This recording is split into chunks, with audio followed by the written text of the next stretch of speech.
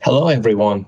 Thank you for joining. Hope you're having a great experience attending Microsoft Ignite from the comforts of your home. My name is Asrar, and I'm a Senior Business Development Manager for Microsoft for Startups team. Today, I'm joined by Joe Duffy, founder and CEO of Pulumi. Pulumi is one of our strategic startups in our Microsoft for Startups program, and our joint esteemed guest, Cora Williamson, who is a senior cloud engineer with Mercedes-Benz Research and Development North America infrastructure team. Cora's team has migrated hundreds of Mercedes backend services into cloud using Pulumi as their primary tool for infrastructure deployment. In the next 30 minutes, you'll learn how to get the most out of modern cloud technologies in Azure using infrastructure as code with Pulumi and Azure Resource Manager, and really how companies like Mercedes-Benz are accelerating their infrastructure projects using modern infrastructure as code. At this time, I wanted to remind everyone of our code of conduct. At Microsoft, we seek to create a respectful, friendly, fun, and inclusive experience for all of our participants. We encourage everyone to assist us in creating a welcoming and safe environment, please. Thank you. For the agenda for this meeting, we'll be providing a quick overview of the Microsoft for Startups program, and then Joe and Cora will deep dive into what is cloud engineering, what is really infrastructure as a code, and then Cora will bring everything to light with real-world Mercedes-Benz R&D case study. Now, as you all know, Microsoft's mission is to empower every person and every organization on the planet to achieve more. Now, a question that we asked ourselves was, how can we help startups anywhere in the world to empower their business? And based on the question that we asked, we set ourselves to deliver Microsoft for Startups program, a program designed from the ground up to reinvent what's our role in helping startups to grow, seeing startups as a true partner across all Microsoft's platforms, products, and business motions. Now, Microsoft for Startups is an exclusive program dedicated to helping qualified enterprise-ready B2B startups rapidly scale their companies. We do this by providing access to technology, including Azure, GitHub, Office 365, and much more, combined with access to customers via Microsoft sales and marketing engines, which provide a streamlined path for startups to connect their innovative solutions to the world's leading enterprises. Now, when we talk about the benefits of the program, the benefits are also centered around these two core pillars of technical enablement and business and sales acceleration. So the first pillar is about providing access to technology, which includes access to Azure, powerful developer tools, including Visual Studio and GitHub Enterprise, in addition to Microsoft Power Platform and collaboration tools like Office 365 Premium. In addition to that, we also offer enterprise-level technical support, architectural design sessions, and one-on-one consultations with our product groups and engineering teams. The second pillar is really centered around business and sales acceleration and connecting innovative startups with Fortune 50, 100, 500, 1,000 customers with a streamlined path to partnership via our startup engagement manager. And this person is dedicated to helping startups navigate their partnership with Microsoft. We also assist startups in getting your solution listed in the commercial marketplace so it's available to customers all around the world, especially more so in this COVID era. And most importantly, connecting to our Microsoft sellers who are compensated to sell your startup solution into our enterprise customers to retire their quota. Finally, we also provide startups an opportunity to showcase them at our events and promote their business, etc. Now, to learn more, attendees can go to startups.microsoft.com. And with that, I would like to hand it over to Joe and Carter. Thank you. Thanks so much. It's great to be here, and thanks for joining everyone. Today's actually a really fun day for me. I founded Pulumi with my friend Eric over 3 years ago, and we both came from Microsoft. We both spent multiple decades at Microsoft. Actually, I was managing the languages group, C#, C++. And so it's great to be here to talk to you about infrastructure as code for Azure. And we've had an amazing working relationship with Mercedes-Benz going back almost 2 years now, very early in the company's journey. And so Carter is here to join me today to talk about how they've deployed infrastructure as code and Azure at scale. Thanks for being here, Carter. Yeah, thanks for having me. Like Joe said, I've been with Mercedes-Benz for the duration of this Pulumi partnership, and it's been really great. And we've done some really cool things around Pulumi and working in the cloud. So I'm really happy to be here today and get to kind of show off some of the cool stuff we've been able to accomplish with Pulumi. So thanks for having me. Thanks for being here. To get started, I thought, why don't we motivate why infrastructure as code is important and why it's an exciting thing for whether you're a developer or whether you're an infrastructure engineer. And frequently, we're finding that those lines are becoming less and less defined and that it's a bit more blurry. We call this cloud engineering, where virtually every application now is a cloud application. A lot of the newest, latest, and greatest Azure services, you think of Azure Function Apps, or you think of even Kubernetes and managed Kubernetes services and Cosmos DB. All of these are really critical components of your application's architecture. So we think all software really is cloud software. The implication of that is that all developers are also cloud developers, right? We're all thinking about how to best leverage those services. We're thinking of concepts like service meshes and observability and continuous delivery. And that's really part of the way developers work on a day-to-day basis, which is very different from, you think of how we interacted with virtual machines and end-tier applications. Even just 5 years ago, the world has really changed rapidly. And we think of infrastructure teams as central to enabling this innovation. Infrastructure teams are the ones provisioning sort of the foundation for the entire business that the developers are building on top of. Things like networking and Kubernetes clusters and a lot of the hard problems that really have some critical components to them, like security, cost, controls, policies. And so when we think of this, what is cloud engineering? Well, it's really modern architecture. It's really leveraging the best of what Azure has to offer as part of your application. Modern teams, figuring out ways where developers and infrastructure engineers can collaborate.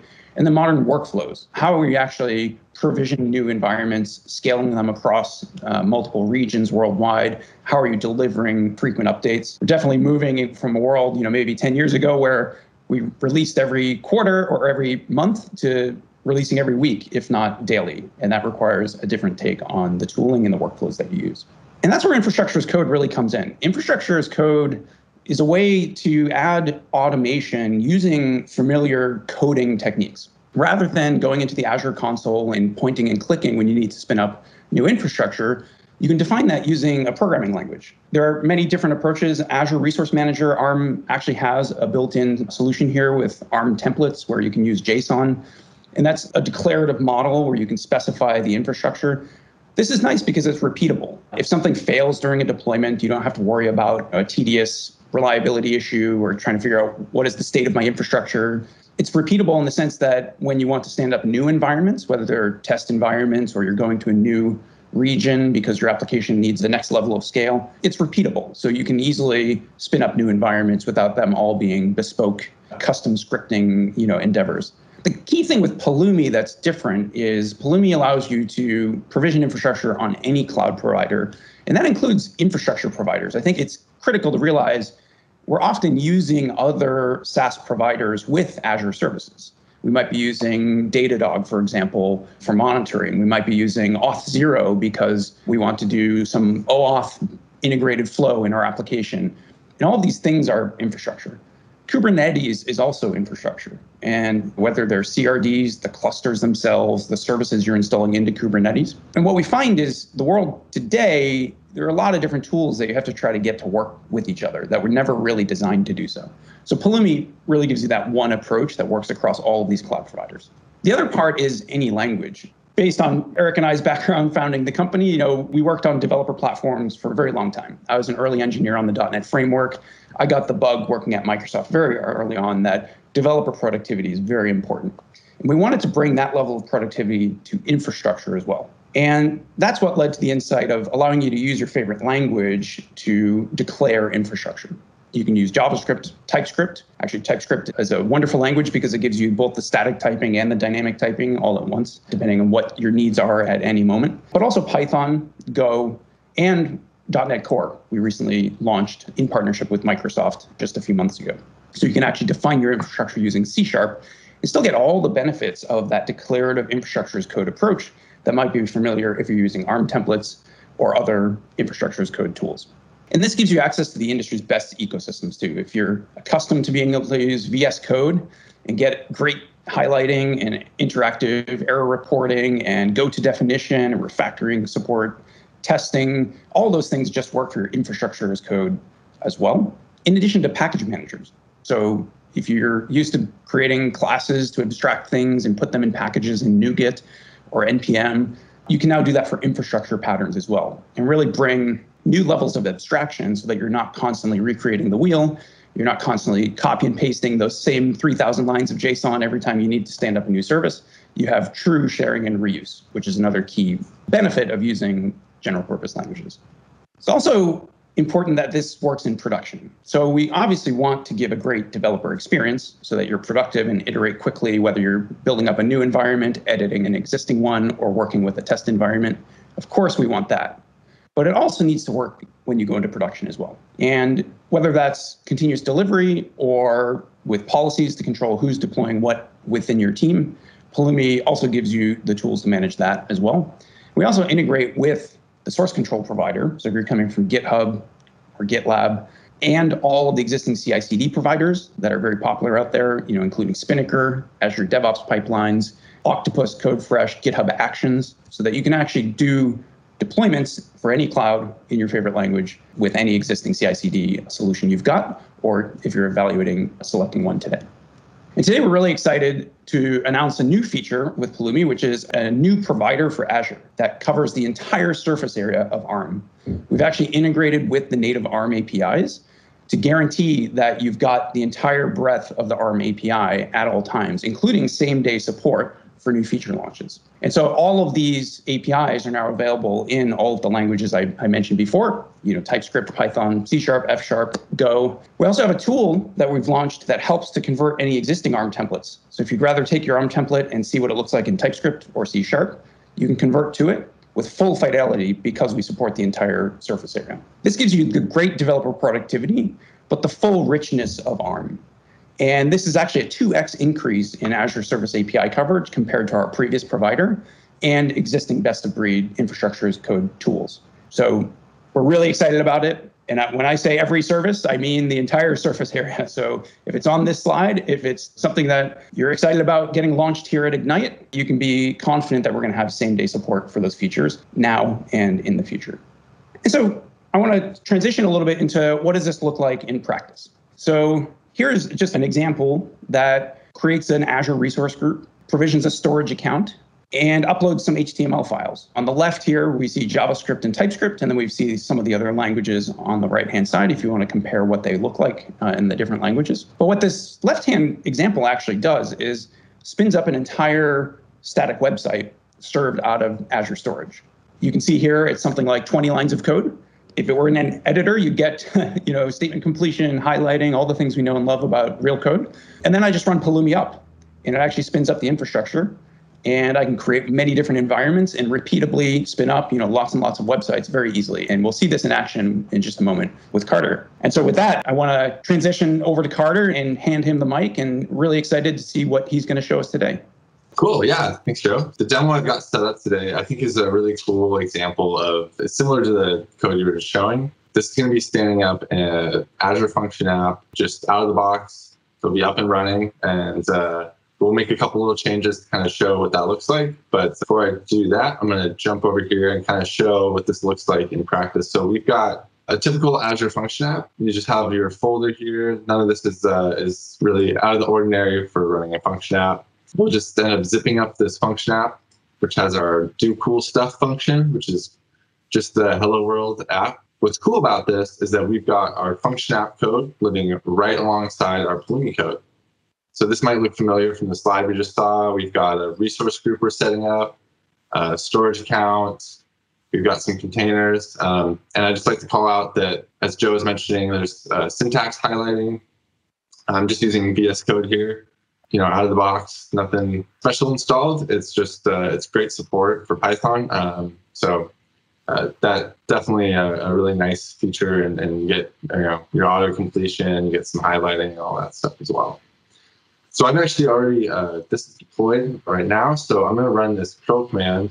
This is going to run curl against the endpoint that is the output of this stack. And so we should see a hello world message momentarily.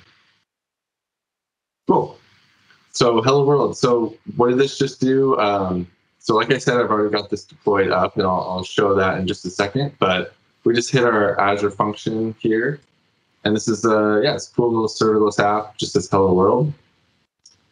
And we can see by when we stack, this will show, here's all the resources that have been deployed already. So like I said, I already deployed this for sake of time, but let's say that we want to change the default value from hello world to, let's say, hello ignite. So what that'll look like, I'll go ahead and save that, and I'll jump back over here. And again, I'm just editing the code for my function app. It's living right alongside the same repository as my main file here. So I'm going to go ahead and run my Pulumi up here. Go ahead and clear the screen, Pulumi up. So this is going to look through and just check for changes. And we'll see here, it's, I'll touch on this here in a moment. But this is kind of doing some pretty cool stuff under the hood as well that's outside of the kind of normal workflow of what a declarative infrastructure tool would typically do. So we can see there's a diff on the source. It's, I just updated that line, so I'm going to go ahead and I'm going to accept this change. And while that's running, I wanted to talk about kind of what this is doing here. You see this line here says pausing Pulumi execution to build packages. So this is a really cool feature that comes with Pulumi. They've got a lot of cool tools like the ARM to Pulumi. There's a Kubernetes to Pulumi. Correct me if I'm wrong. Lots of cool tools. This one simple function, though, really is, I would say, one of the biggest benefits as a developer that I get out of working with Pulumi. And this is the apply function. And so I'm going to let that update kind of run in the background. I'm going to jump over here. So I wanted to kind of talk about this function here. What it does is it lets you pause the execution of your declarative infrastructure that I've set up here. So my storage account, my resource group. This is saying, once my resource group is done provisioning, I want to pause this Pulumi's execution loop and do something else. And this something else, this is what's really cool, is that can be anything. You have the whole Python toolkit. You have the entire language at your disposal. So this, in this case, I'm running a function here called build archive. And so this is spinning up a Docker container, and it's actually running pip install, and it's running my PyTest tests within the container. And then once that's ready, that gets zipped up, and that gets pushed up into the blob. So that's pretty cool. It gives you a lot of flexibility, and that lets you, really control things that otherwise you wouldn't be able to kind of do. You might have to have a pipeline where you deploy some infrastructure, do something, and then run another infrastructure deployment. But yeah, this is a really cool kind of paradigm to set up here where you can do those sort of hooks into native language tools from within your code. So as we can see here, yeah, this is some of the output here just from pip, from within the container. And I can now we'll curl that endpoint again. And we should see hello ignite. So yeah, really cool stuff. Lets you have access to everything that, in this case, Python has to offer, along with just cool stuff like this where you can have your code all living together harmoniously. And this is a simple function app, but this does really scale well out into the realm of Kubernetes and more kind of complicated and advanced deployments. And yeah, that's pretty much the demo I've got. We've been working on a lot of cool automation like this at Mercedes, and I highly recommend, if you're interested in learning more about what we do, Google us, MBR or Mercedes-Benz Research and Development North America. I think with that, I'll go ahead and hand it back over. Awesome. That was an awesome demo. Thanks so much, Carter. I'm curious, how has Pulumi changed how you work on a daily basis at Mercedes-Benz, being able to use general purpose languages? Is it more accessible to developers? Are you able to deploy faster? What have been the major advantages from your perspective? I'd say one of the biggest advantages is being able to break out of typical infrastructure deployments. You get really locked into a very static method of deployment, and you can always break out of that. But sometimes you need to do dynamic sort of things like spinning up a container and doing that sort of thing. And so really, I'd say, aside from the flexibility of choosing which language you use, the flexibility of what you can do, having access to these tools. Like I said, that's building packages, running tests. You could be running infrastructure validation within your code. You could be talking to some CI service, right? There's just endless possibilities. And so being able to do that all within one code base and have that checked in nicely that's been a huge benefit for us. Yeah. Yeah, it's definitely nice to see the application code and the infrastructure code just sitting next to each other, written in Python, one familiar language, and you don't have to be, switching back and forth and context switching all the time. So that I think you nailed that point in the demo. Yeah, your teammates will appreciate your PRs a lot more with having everything kind of, unified in one spot, for sure. Super. Well, with that, I just wanted to do a quick wrap up of what did we learn today, and if you're interested in learning more, what might the next steps be. So I think cloud engineering is here. A lot of innovative teams are moving in this direction, really adopting modern architectures, whether that's serverless or containers or some of these managed services like Cosmos DB, the modern way of working where, developers and infrastructure engineers and security engineers, I should also mention, are really collaborating to deliver new solutions faster than ever before. And that gets to the workflows element of, continuous delivery and applying policy at deployment time. All of these things are essential. And infrastructure as code really kind of helps to get there.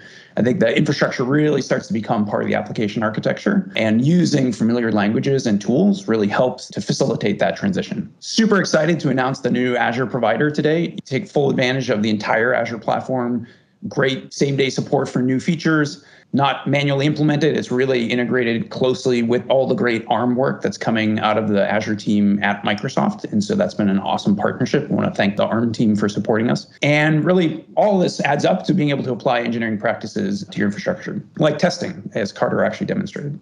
So if you'd like to learn more, either about Microsoft for Startups or Pulumi, you can go to any of these URLs here. Pulumi is open source. And so if you go to pulumi.com, you can download the SDK, get up and running very quickly. There's an Azure tutorial that will walk you through building a simple application, and then lots and lots of other material for more sophisticated case studies. We also have a Twitter handle, and we're on GitHub. So definitely check us out and check out Microsoft for Startups as well. And to continue your learning journey, you can also go to microsoft.com/learn. And with that, thank you so much for being here. Thank you, Carter. This is a ton of fun, and definitely hope folks check out Pulumi, check out cloud engineering, and have some fun with Azure.